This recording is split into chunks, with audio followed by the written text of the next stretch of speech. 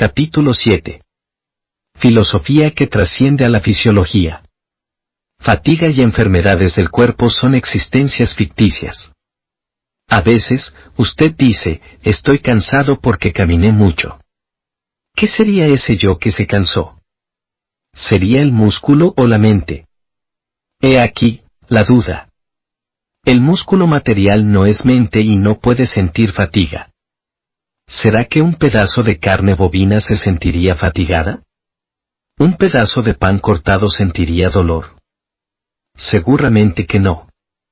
Usted manifiesta que está cansado, pero ¿qué es ese usted? ¿Sería el portavoz de un pedazo de músculo? En realidad, el músculo material al no poseer inteligencia no siente fatiga. Lo que determina que a algo insensible le parezca que está sintiendo o lo que a algo inexistente le parezca que exista, es la mente en ilusión. ¿Alguien ya observó que una mesa sienta fatiga? Una carreta puede estar totalmente desgastada por el uso, pero no siente fatiga, sufrimiento, ni dolor. Nuestro cuerpo, en relación al hecho de ser materia sin inteligencia, en nada difiere de una mesa o carreta. Si nuestra mente engañada no tuviese la absurda imaginación de que el cuerpo siente cansancio o el cuerpo siente dolor y no sintiese fatiga o dolor por medio de la autosugestión, aunque nuestro cuerpo trabajase bastante no quedaría cansado y por mayor que fuese el esfuerzo, no sentiría dolor. En efecto, el cuerpo carnal es materia y no se cansa o, mejor dicho, no tiene cómo sentir fatiga, dolor, ni sufrimientos. Por eso, si nos olvidamos de la mente engañada que piensa en la fatiga, en el dolor y en el sufrimiento y dirigimos nuestra atención, por unos instantes, hacia el yo verdadero, tal como fue creado por Dios, sentiremos el cuerpo mucho más descansado que si permaneciésemos descansando muchas horas distraídamente. Hace días, un suscriptor me escribió agradeciéndome porque al leer algunas líneas de la revista Hogar del Progreso Infinito en los intervalos del trabajo, consiguió recuperarse de la fatiga y continuó trabajando con nuevas energías. Esta es la prueba de que la vida que recibimos de la gran vida jamás se cansa. Al ser la fatiga una imaginación creada por la mente en ilusión desaparece, espontáneamente, cuando la ilusión es apartada por medio de la lectura de publicaciones que contengan la verdad, como la revista Hogar del Progreso Infinito. Lo mismo sucede con el dolor. La materia denominada cuerpo carnal no siente dolor, por más herida que esté. Sentimos doler el cuerpo porque la mente en ilusión imagina el dolor y, por autosugestión, sufre pensando que existe ese dolor, que es inexistente. Por lo tanto, el dolor desaparecerá si la mente en ilusión dirige su atención hacia otro asunto. Por ejemplo, supongamos que se encuentre aquí un paciente sufriendo dolores en el estómago. Si una persona que haya leído todos los volúmenes de esta colección coloca, levemente, la mano sobre el lugar adolorido y mentaliza la verdad del dolor no existe originariamente, la vida es Dios y es perfecta, el dolor desaparecerá y el enfermo dormirá serenamente. Asimilando este principio, será posible realizar un parto sin dolor y, también, una operación sin dolor. Hasta existen personas que pinchan una centena de alfileres en su cuerpo y no sienten ningún dolor.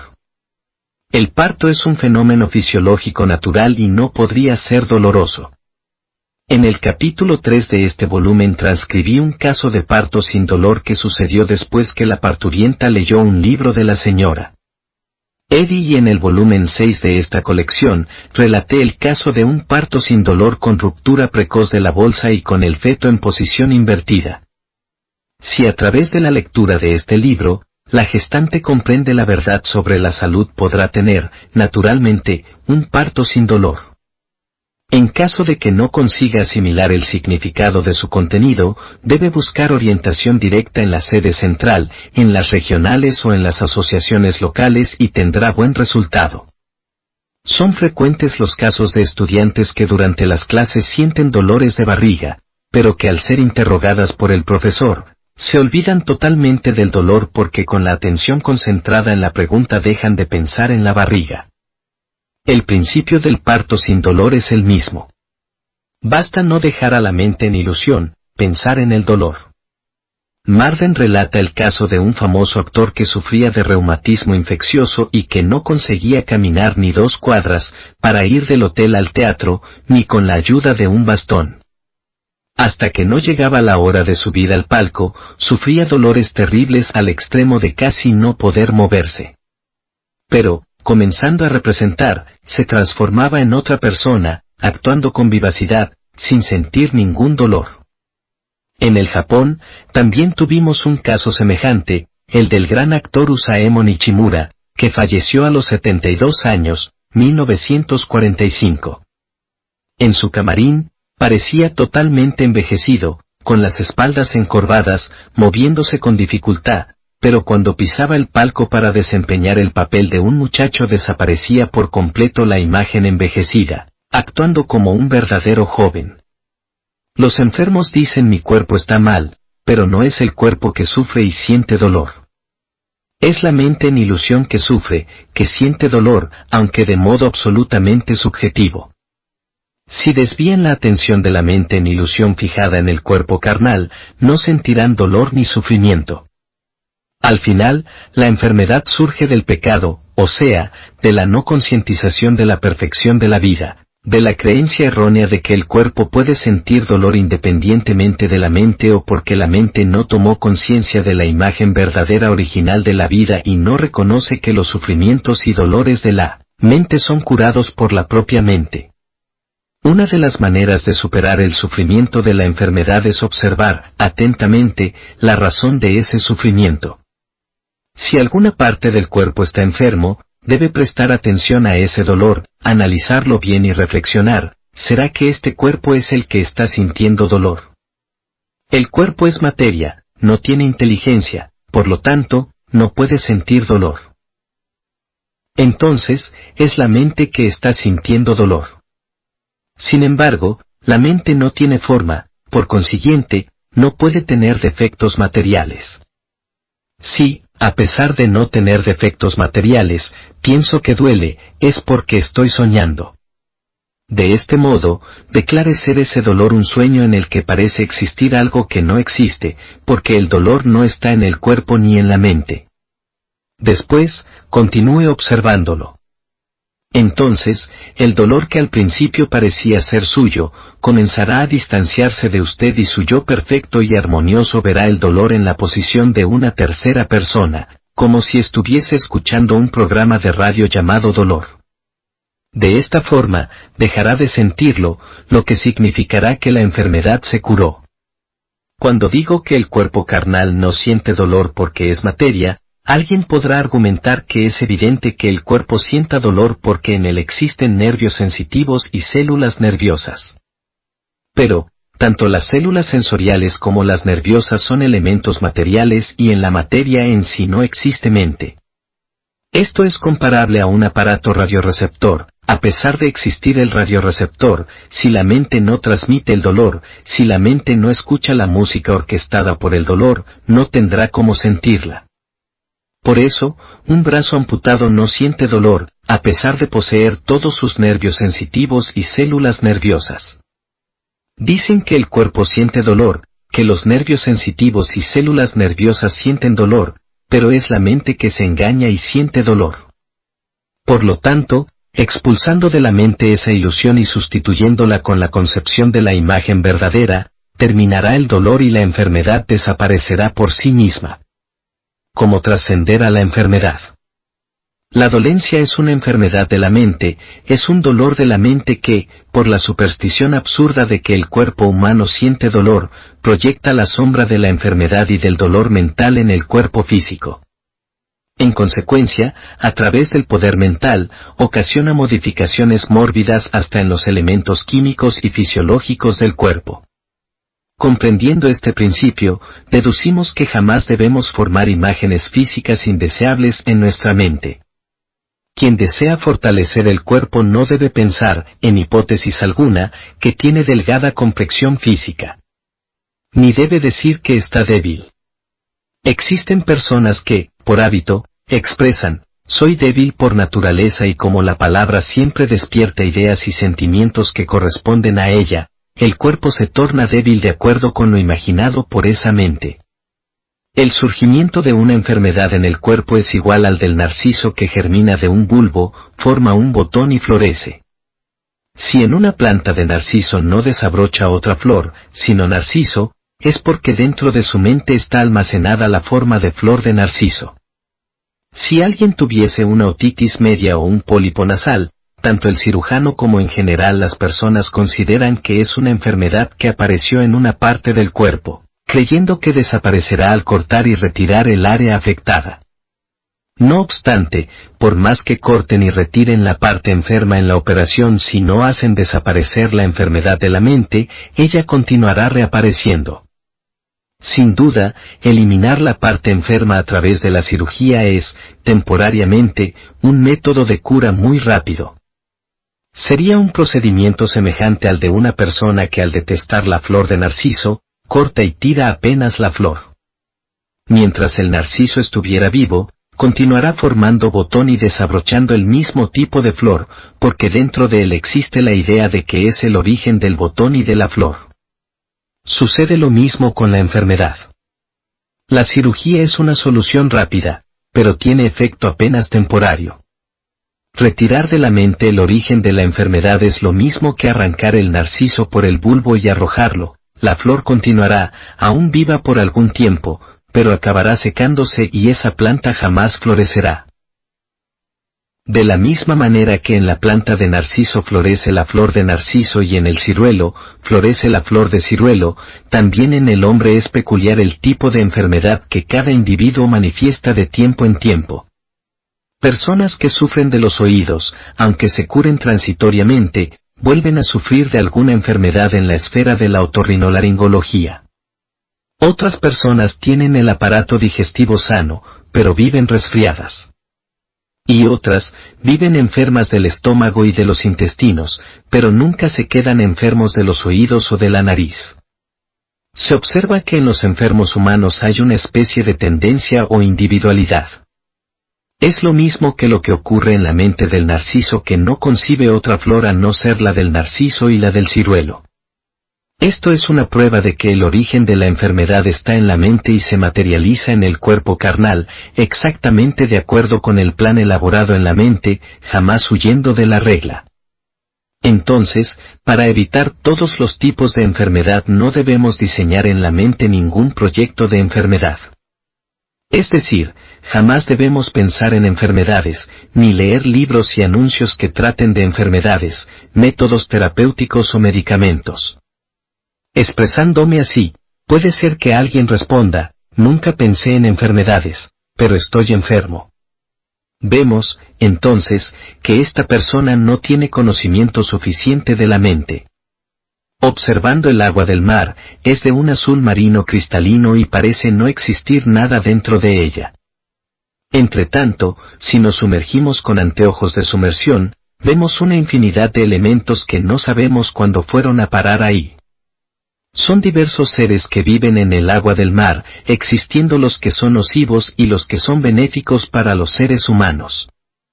De modo análogo, dentro del mar de nuestra mente, conciencia, nadan diversas ideas que no sabemos cuándo entraron en ella, pues las ideas de enfermedades se infiltran a través de insignificantes anuncios publicados en diarios o fijados en los ómnibus.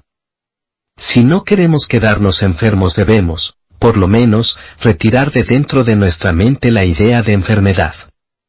Para conseguir esto, necesitamos realizar una especie de operación mental, ya que es difícil destruir la idea de enfermedad que se ha infiltrado en las profundidades de nuestra mente, buscando de modo pasivo no pensar más en enfermedades.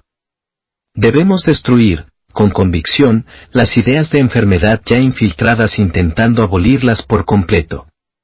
Debemos enfrentarlas frontalmente, explicando con detalles a nuestra propia enfermedad. Usted insiste en que tiene el derecho de permanecer en las profundidades de mi mente, pero en verdad no tiene el derecho de permanecer en ningún lugar de mi mente.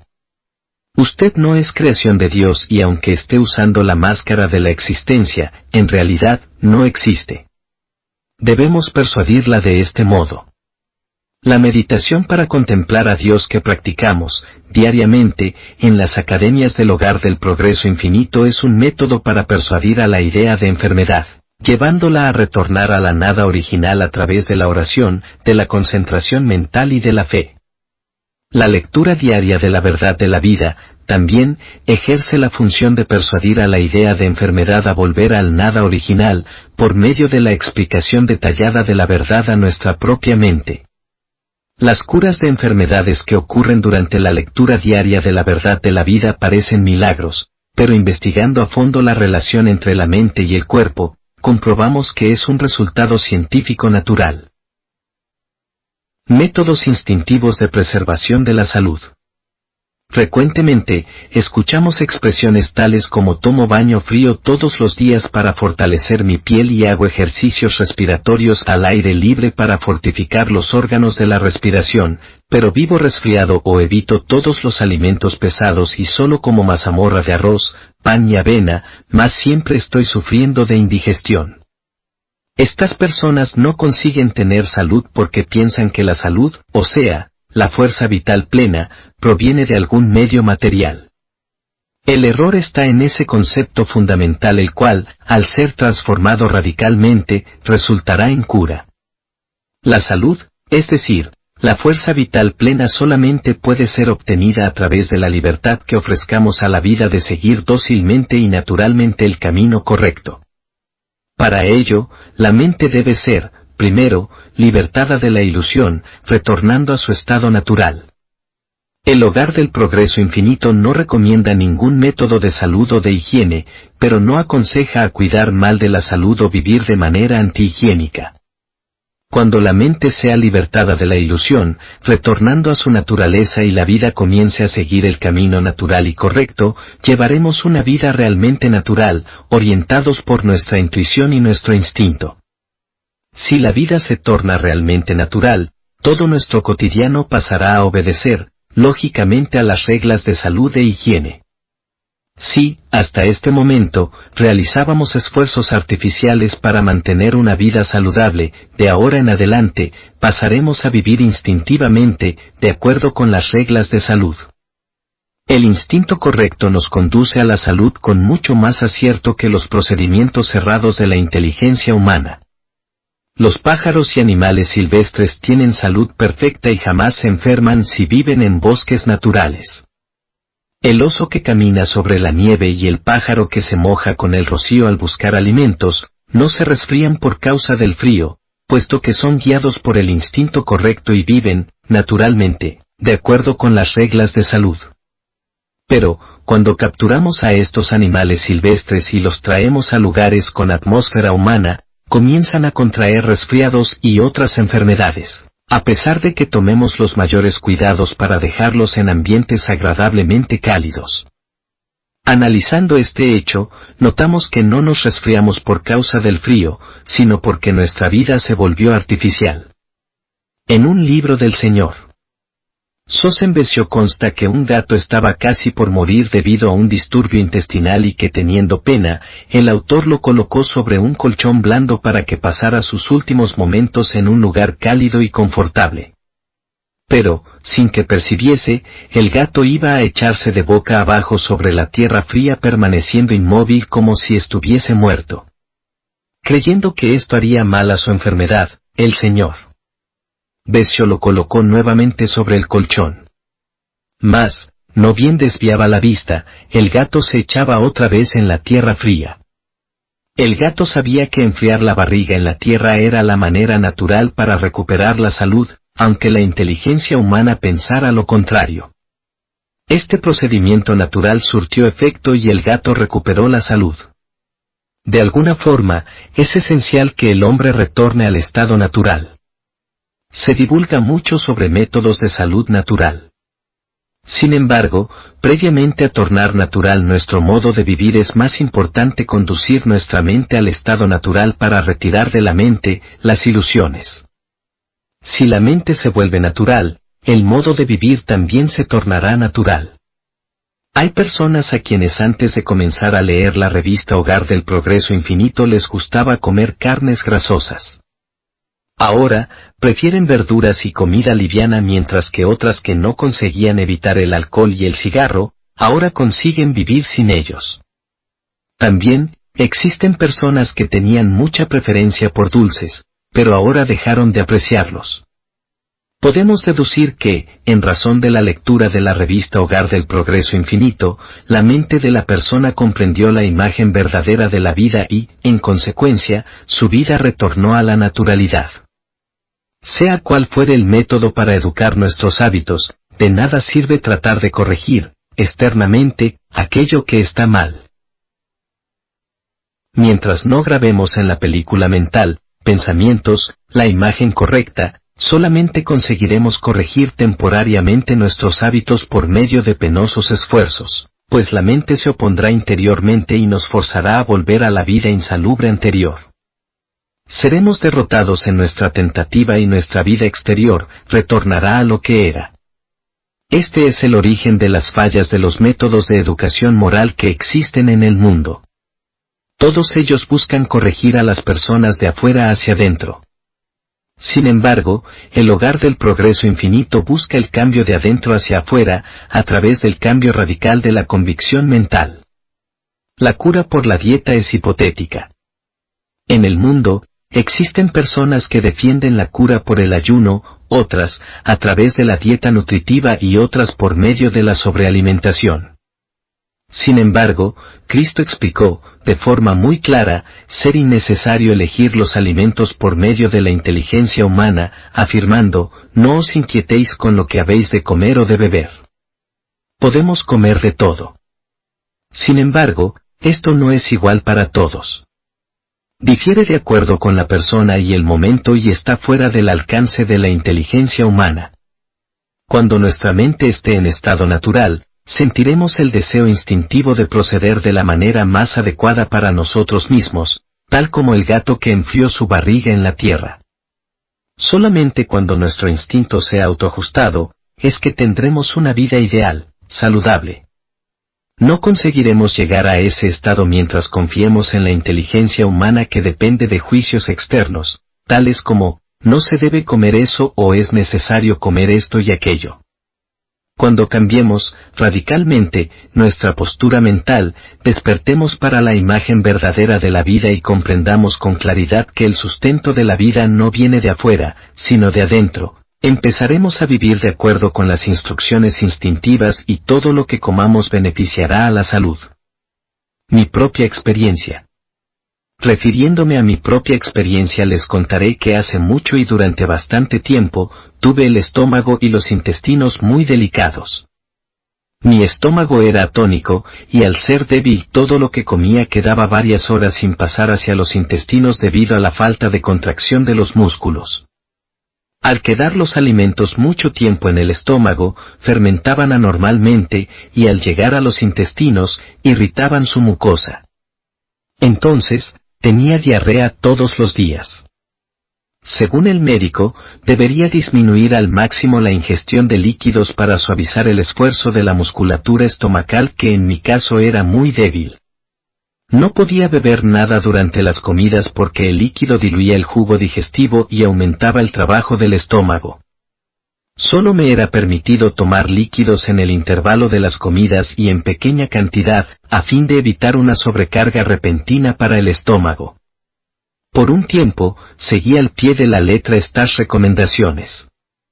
En esa época, vivía con nosotros un joven pariente que se sentía muy constreñido durante las comidas porque aun queriendo tomar té, no lo hacía en consideración a mí. Y, no hubo ni un solo pariente que no tomara conciencia de este hecho. Sin embargo, ahora, a veces, suelo beber casi todo el té de una tetera relativamente grande durante los alimentos. Otras veces, no bebo una sola gota. Bebo cuando quiero y cuando no quiero, no. Procedo de acuerdo con la voluntad instintiva del momento, sin preocuparme con ninguna regla de salud. No tengo ningún problema más en el estómago, aunque beba casi 2 litros de té. Antes, pensaba que el estómago era una especie de bolsa material que, colocando en ella, una cantidad de alimento superior a un determinado peso, Se estiraría como un elástico y perdería la capacidad de contraerse. De este modo, de acuerdo con esta creencia, mi estómago había perdido la capacidad de contraerse. Pero, al estudiar la relación entre la mente y el cuerpo comprendí que el estado físico de la persona es un retrato de su estado mental. El estómago en sí, separado de la mente, no tiene capacidad de contraerse ni de producir jugo digestivo.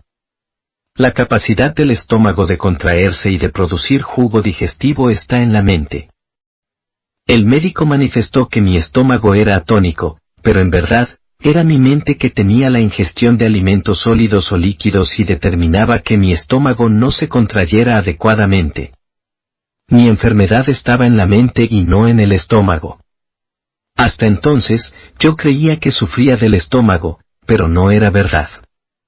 A medida que esa verdad fue siendo grabada claramente en mi mente, pasé a creer que no existe estómago atónico y, conforme esta creencia, el mal desapareció. En un libro de la señora Eddy hay una experiencia similar a la mía. Es el caso de un muchacho dispéptico que desde niño recibió un tratamiento basado en la dieta de Graham. Su alimentación era limitada a pan, verduras y a un poco de agua. Sin embargo, la dispepsia no mejoraba, empeorando cada vez más.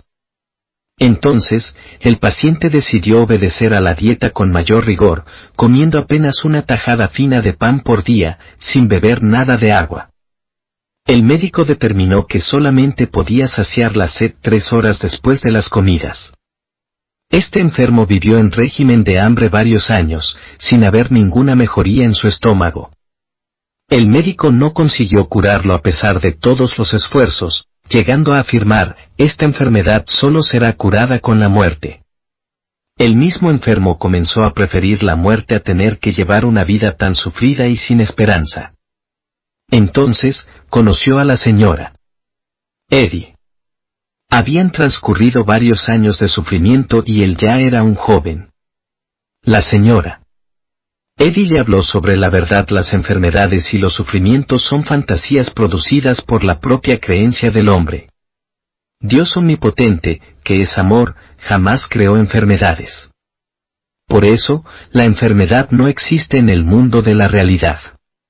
Dios jamás creó un hombre imperfecto que tenga que mantener la salud por medio de ayuno o restricción alimentaria. Por consiguiente, el método de cura por el ayuno no forma parte de las reglas de salud del mundo de la imagen verdadera creado por Dios. Aplicar tal método es lo mismo que huir de un fantasma en el sueño. Si el hombre tiene miedo del fantasma del sueño, de nada servirá huir de él en el sueño. Es suficiente con despertar. Si despierta a la verdad, todos los fantasmas desaparecerán. O sea, si toma conciencia de la perfección de la imagen verdadera de la vida, la enfermedad que no es real, que es falsa, desaparecerá por sí sola y el hombre tendrá salud. Estas fueron las enseñanzas de la señora Eddy. Esta verdad hizo desaparecer su enfermedad. Comenzó a comer de todo, sin doler su estómago. Y, todo lo que tenía ganas de comer, se volvía nutritivo.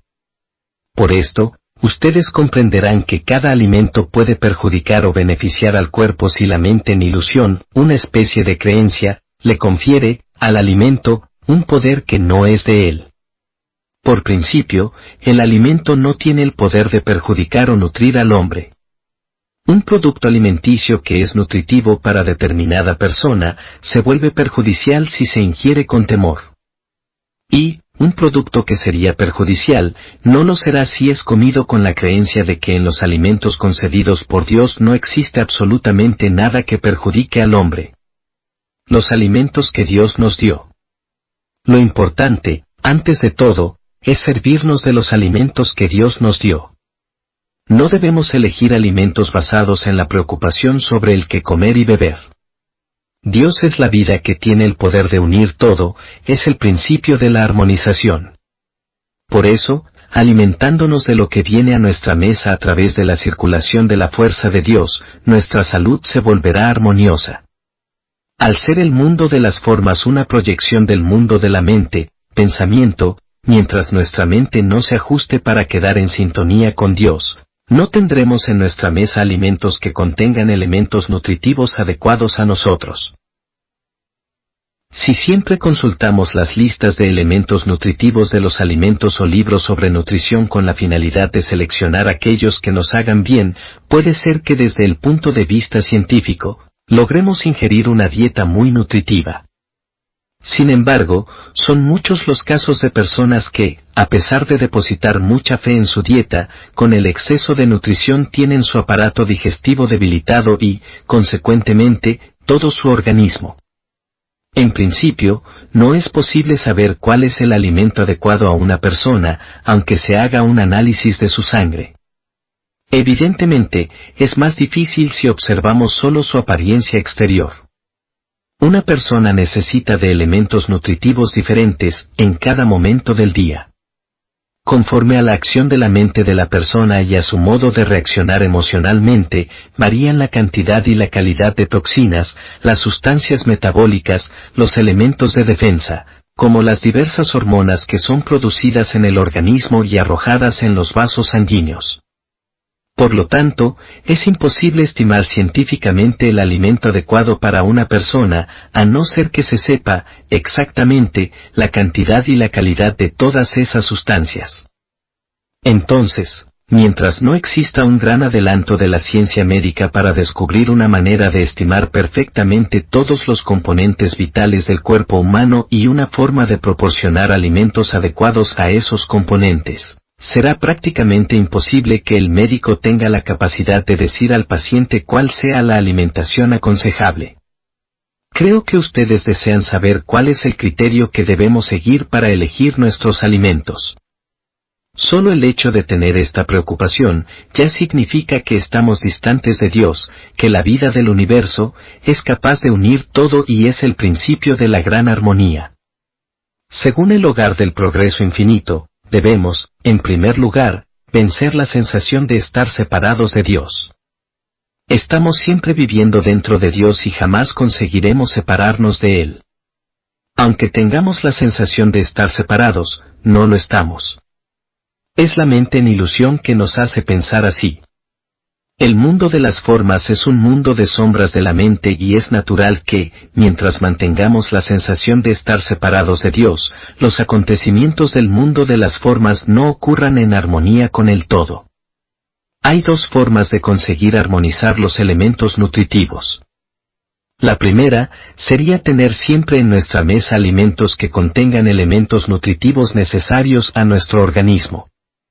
Pero, como expresé hace poco, no es posible conocer estos elementos por medio del análisis de la composición de los alimentos, ni de los estudios de nutrición.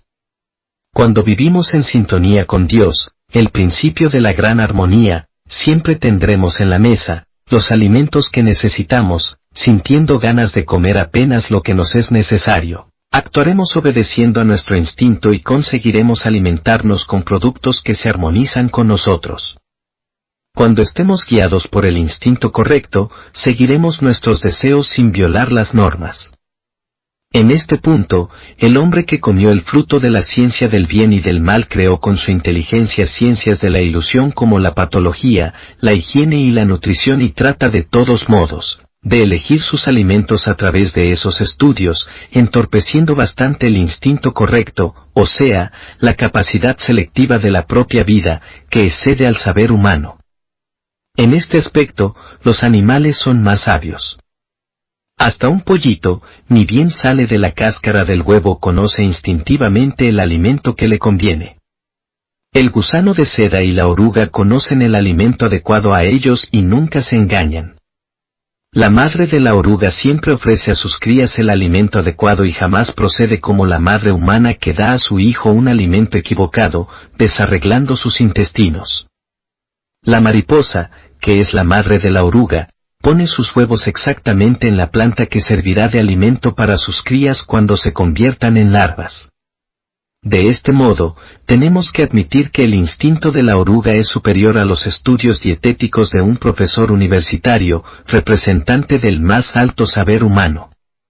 Jamás vimos el caso de una oruga silvestre perjudicar la salud por abusos alimenticios.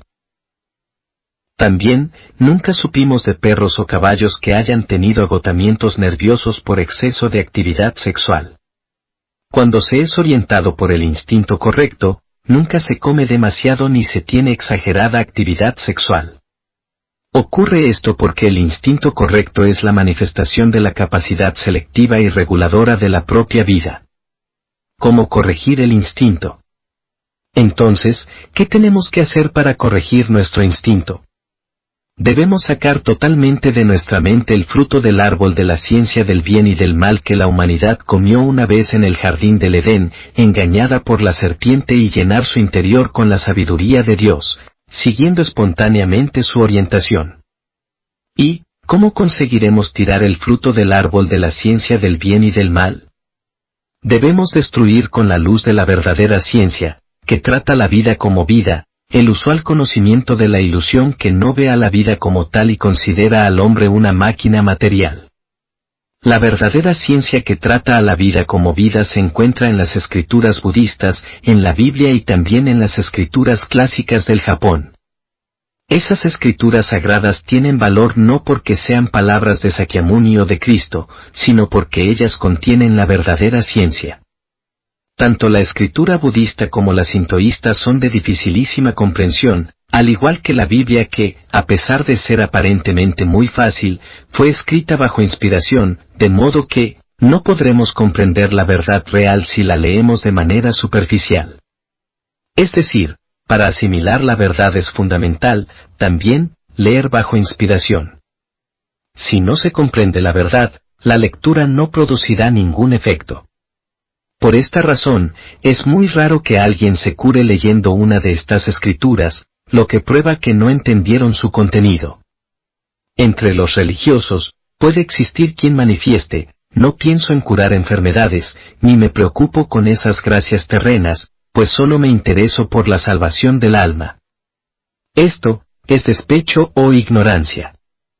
Si en el mundo de la verdad no existen enfermedades, es natural que, al conocer la verdad, sea totalmente destruido el sueño de la enfermedad y se manifieste el estado original de la vida que es perfecto, sin ninguna enfermedad.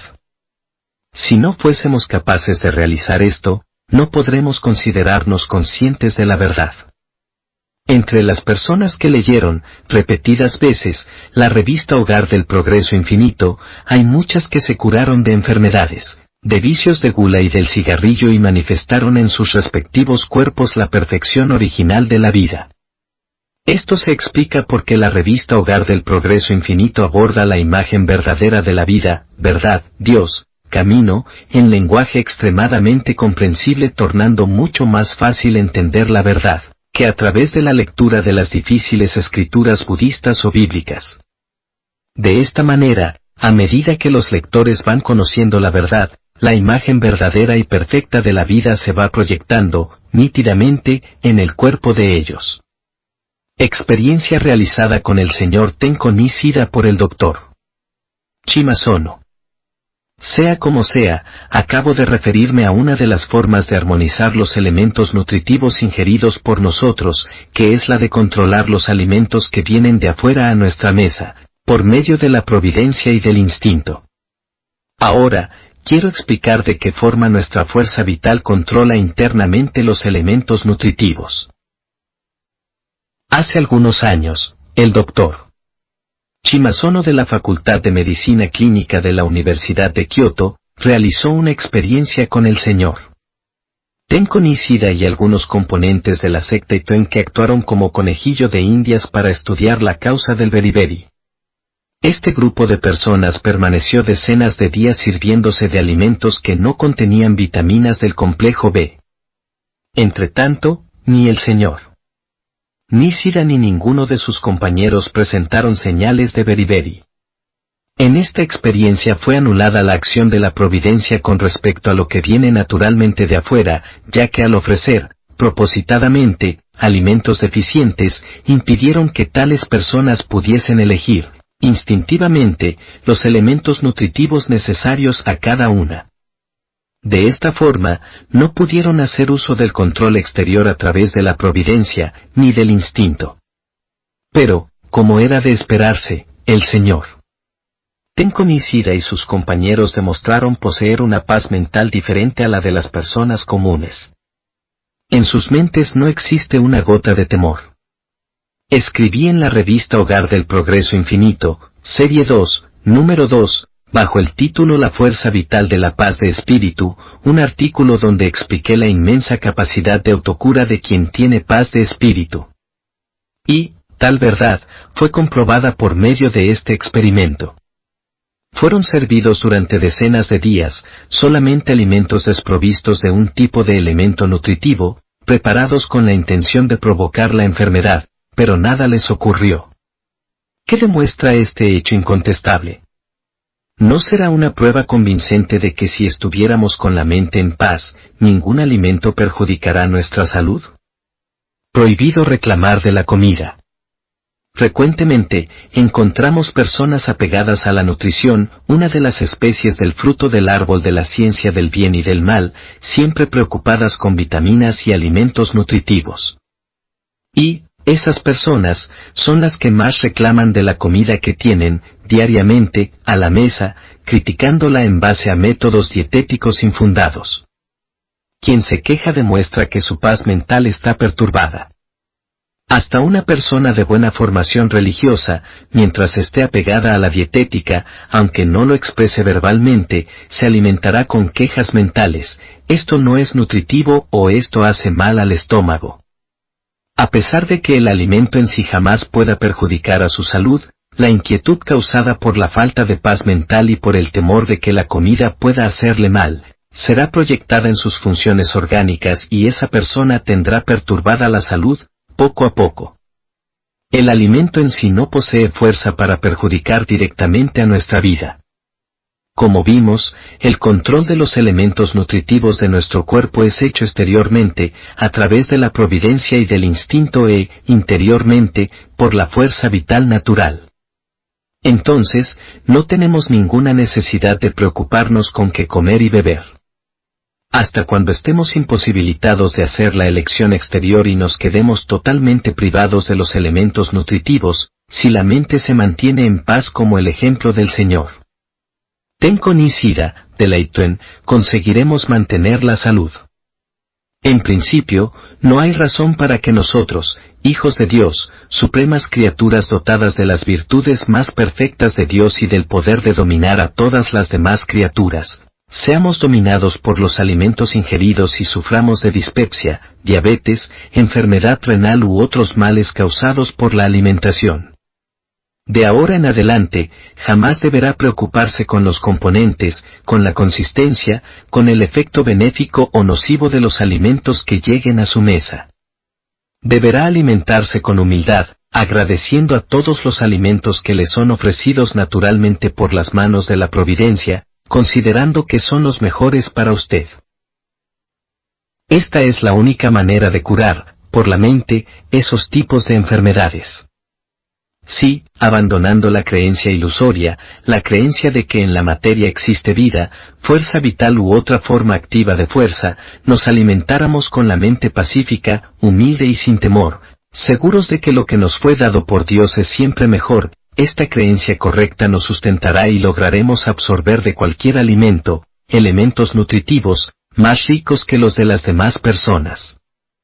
Fin del volumen 1.